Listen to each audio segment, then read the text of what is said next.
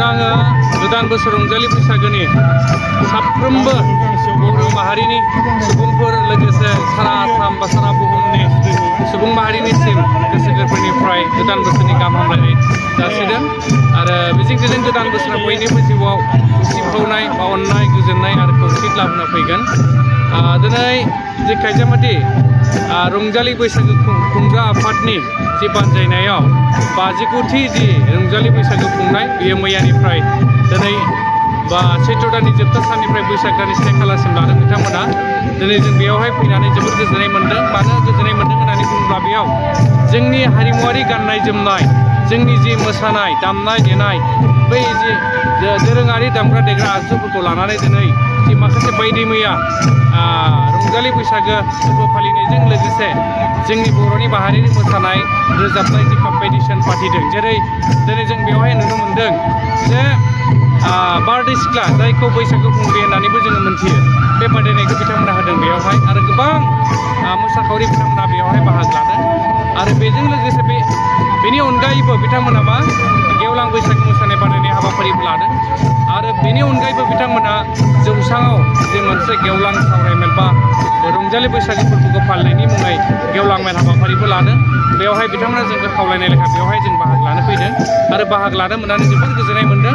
मानो होननानै बुङोब्ला नैबे जे ओनसोलाव थानाय साफ्रोमबो बर' फिसाया बेवहाय लोब लोब फैनानै बाहागो लाफैदों आरो निस्सय बेबायदि जोङो हाबाफारि लाबाय थानो हायोब्ला जोंनि हारिमुखौ बुहुमाव मोनसे गेरेमसा माहारि महरै जोङो फसंनायाव निस्सय जोङो आगानसेबाबो आवगायनो हागोन, बेखौ जों मिजिंथिदों।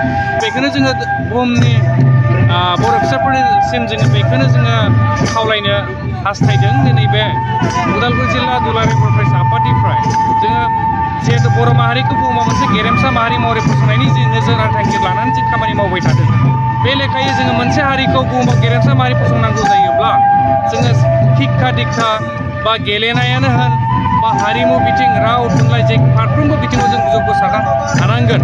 थिग बेबायदिनो नैबे गोदान बोसोर रंजालि बैसागोजों लोब्बा लाखिनानै दिनै आङो बेखौनो जोंनि बुहुमनि बर' फिसाफोरखौ आं खावलायनो नागिरदों जे जोङो बयबो अनलायनानै थानांगोन। जोङो सोलोंथाइ फारसे जोङो बयबो दावगानो हानांगोन। जोंनि इयुन जोलै लाइमोनफोरखौ जों मोजां शिक्षा दीक्षा होनायाव जोंनि बिमा बिफाफ्रा जाहाथे बयबो दायथ' लायो आरो जोंनि गोरों गोरा बिथांमोनाबो बाहागो लायो आरो बेनि अनगायैबो जोंनि जि हारिमुखौ फोथांना लाखिनायाव जोंनि गोरों समाजाबो बेवहाय बाहागो लानांगोन। जोंनि जाखांबोनाय लाइमोन इयुन जोलैफोरनो जोंनि हारिमुनि सोमोन्दै माखासे मेसेजफोरखौ जोङो बाथ्राफोरखौ फोरमायनो हानांगोन, जायनि थाखाय जोङो जायनि गेजेरजों जोंनि माहारिखौ बुहुमाव मोनसे गेरेमसा माहारि महरै जों फसंनो हायो।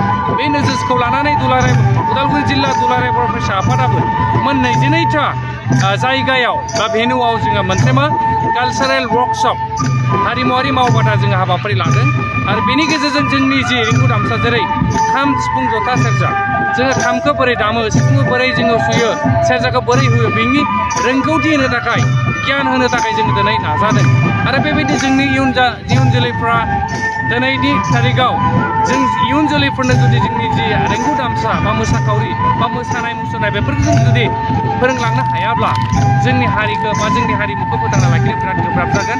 दा बेखायनो खावलायदों नोंथांनि नैबे चेनेलनि गेजेरजों बेखौनो जों खावलायनो नागिरदों बुहुमनि फिसाफोर जाहाथे बयबो जि हायेनाव थाया मानो, जि खना खनलायाव थाया मानो, साफ्रोमबो बर' फिसाया जोंनि हारिमुखौ सिबियो बा सिबिनायाव बयबो गोसो होयो। आं बेखौनो खावलायदों नोंथांनि बे चेनेलनि गेजेरजों। आरो जोबनायाव गोदान बोसोर रंजालि बैसागोनि बयनिसिमबो फिन खनसेबाव उदालगुरि जिल्ला एबसुनि जानानै आङो